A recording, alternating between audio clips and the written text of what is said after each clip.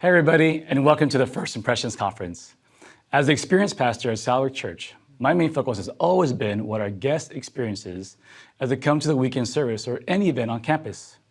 In our purpose-driven model, we talk about the 5 concentric circles of community, crowd, congregation, committed, and core. Our team plans the weekend and our experience to the community and the crowd, the outer circles, and mainly the people who are new to our church. Our weekend win is making the experience so great and welcoming for our guests that they come back again and invite their friends. Right now is a big challenge for us since we are not physically meeting on our church campus. In this season, the hustle and bustle of all of our weekend services have taken a break, right? The pause button was pressed. I feel like the first few months in this, we were trying our best to recreate what was. We kept asking the questions, what did we do and how can we do it online or with any of our drive-through events? I think all of us could say we were scrambling to try and feel normal. We were trying to make it seem like nothing has changed. Things will get back to normal soon. But here we are, several months later, and back to normal no longer exists. So are you focused on what was or what will be? Are we so stuck in the past that we're not willing to see the future and what God has planned? Do we not have a God that will use each season for something greater? Do we not serve a God that can take a bad situation and turn it to good? Are you keeping God in a box and not allowing Him to show you what's next in your ministry? If you are, we need to open that box and start to imagine what will be in this new season of ministry for you. I was in a leader meeting a few months back. My boss asked one thing that could change my whole mindset and perspective. He asked us, what if we could just start over? God gave us a unique season to restart and think differently about ministry. We have an opportunity right now to change how we currently do ministry. When was the last time you were given a clean slate to dream and imagine what will be? And I'm not saying what can be, because the possibilities of your ministry is in your hands. You need to will it to be and not just be hopeful that it can be. So here's my focus, the now and the new. I'm just not thinking about what the future of ministry will look like when we get back in the new, but I have to think about the now. I asked myself tons of questions and spent time with God asking, what's next? God kept whispering, what can you control and what have I given you? I'm asking my team these questions. What are you doing in the now that will impact the new? Everything we need to do right now has to have a purpose, needs a reason, and be motivated by what our new will look like. So how do we keep our team's ministry shape, right? Physically, mentally, and spiritually, so we are ready to go back stronger and better than ever? So my goal in the now is connecting the one. So instead of focusing on the community and the crowd, like I mentioned earlier, I'm honing in on just that one. And that one for me are the people that God has entrusted me to shepherd. Right? It's the staff who are on our experienced team with me and our volunteer leaders. This is what He has given me and what I can control right now. And my goal is to pour into each one of them, to encourage and love on them, to be intentional, to ask the hard questions about how they're really doing right now. How is their time spent with God and how is their family? Now, obviously, I did this before. With all of them, right? But if I'm honest, it was easier before because I would see them on the weekend. It was natural just to check in, but it was also quick and sometimes service level conversations. But right now, we're in the season that is just different, right? Like none of us had ever been in before. So having intentional connection and conversation is more important now than ever. Our staff team is closer to our leaders now than ever before and really getting to know each one of them. Now, another thing we are hoping to implement soon is investing in our upcoming leaders and co-leaders. We're working on creating a 10-week leadership track that focuses on ministry, but more importantly, useful in our everyday life. Our goal is to create a bench of leaders that we can pull at any time to lead something new that we might have, or lead a team for any additional services that could possibly be added when we get back. So we are doing this because we need to come out of this stronger and more motivated and further rooted in God's truth.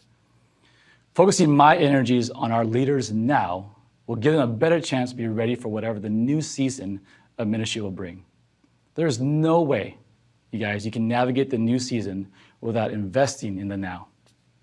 So if you're not already, I really challenge you to things you've either always wanted to do, but there's never enough time for it.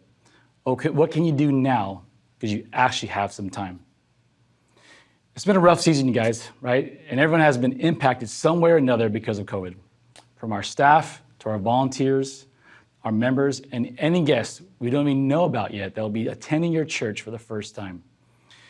I believe truly we are in the midst of a revival. I believe that when we get to reopen our campus again, we're going to see an increase in new people checking out our churches for the first time.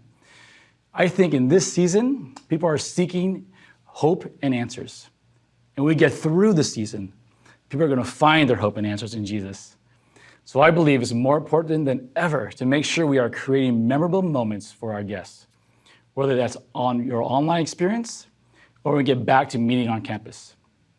We need to make sure the experience they have with us is so memorable that they come back again, get connected, and either start a relationship with God or strengthen their current one. But here's the thing about memorable moments, right? They can be good or bad. They can be negative or positive, right? For example, we know that our worship team creates memorable moments, right, every weekend. We know with the online experience, even now, this is more powerful, right? You'll end the service humming the tune, finding on your playlist to sing it again. Right? When someone asks you how the church was, you might talk about amazing songs you sang. But now, if I came on here and started singing and leading you in worship, that will also create a memorable moment. Just quite another great one that you thought you might have. And I'm pretty sure Greg would not invite you back to this conference again. But that won't stop you from talking about it afterwards with everybody, right? And you're probably going to post about it on your social channels laughing away. My point here is this, that you have two of the same type of experiences that create different types of memorable moments. Every weekend, you have the opportunity to affect the story of our guests by creating a memorable moment. Now, in order to do this well, you have to be intentional in the space you are serving at and not get caught up with anything else. Too many times we are so focused on serving and doing our job well that we lead with the duty of the role, which is our checklist and tasks, versus leading with our heart, which is about the people and the why. Duty is defined as this: a moral or legal obligation or responsibility, a task or action that someone is required to perform. Now that sounds warm and fuzzy, right? Super welcoming words. But leading with our heart invites God in that space to serve alongside us, to pause and look for those amazing moments to happen. But leading with the duty of the role puts God behind us, where we can miss an opportunity that He puts in front of us. Our volunteers have these boxes that they need to check off to complete their tasks, to get ready for service, which is great. 100% need that. But then as guests start to arrive, they tend to stick to that same mindset. I totally get it, right? We need those checklists and tasks. Some of you are probably freaking out saying, wait, what? My checklist or everything? I can't function without it. Some of you might write lists just for satisfaction of checking them off, and I totally get it. And I'm positive there's an Enneagram number for that. But those checklists and tasks help make sure everything is done well and running correctly. But we can't let it get in the way of the people and the why we are here to serve. We can't be moving so fast and bury our heads in our duties that we miss all the people walking by us. Our parking team needs to park the cars in a certain way and certain direction. They need to keep our people safe as they walk from the cars to the sidewalk. Ushers gotta get people in seats, filling those gaps, collecting offering, stopping people at the doors during prayer so no one is moving, so not a distraction. Welcome team needs to make sure they're greeting everybody that walks by them. And I can go on and on of every team and their jobs. These are all important things. I don't want to take away from that. But it's all about how these things are being communicated and if you're leading with the duty of the job or the heart of the why. So one Sunday, almost 2 years ago, our worship team was leading a very powerful prayer time into a song that was sang by one person with a backup piano player. It was a very, very special moment. During this time, there was a very special usher that instead of being aware of their surroundings and what was happening on stage, they were focused on seating people. They were telling people to scoot down so 2 more people can sit. They told this other couple behind that group to move so others could sit. Now, this is not out of the ordinary, right? It's part of their job to seat people. But what they failed to realize to there being a distraction in this special moment. And a couple they asked to move were actually crying. They're in tears. This couple was touched so much by the prayer and worship that it brought them to tears. It brought them to tears because they just miscarried at 20 weeks, a few days before that day. Now, could that usher or any volunteer ever know that? Absolutely not. Right? There's no way. But I do feel like they were too focused on the duty of the role to get people seated.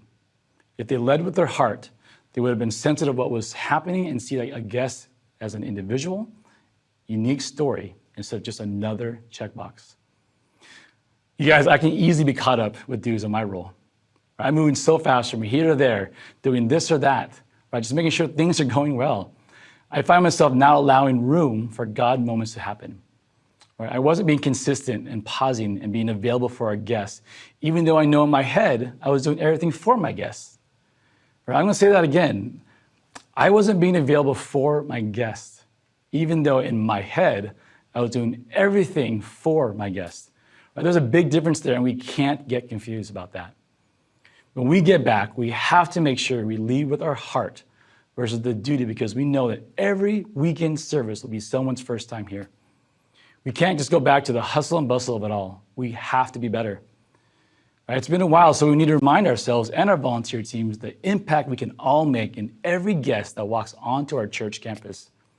We need to be excited about what we get to do and understand the responsibilities we have serving others well. So here are 5 simple words that can hopefully help you and your teams. The first one is attitude. How are you serving? The positioning of your heart is more important than the position you hold. Serve with an attitude of gratitude. Attentiveness. Be there for your guests and meet their needs, not focusing on your own. Third one is awareness. Be aware of what's happening around you while you serve and be in the moment of your surroundings versus going through the motions in your spot. The next one is attractability. Serve in a way that brings others closer to Jesus and wanting to serve alongside you. And last is appreciation. Serve with a thankful heart that we get to do this versus we have to do this. Let's never take for granted that we've missed doing for several months ever again, and serve with joy. And I'll leave you with these final thoughts. Don't focus on what was, but be prayerful of what will be. Invest in the now in order to impact the new. And be intentional while you serve. Lead with the heart of people and the why, and create memorable moments with every one of your guests. Thank you.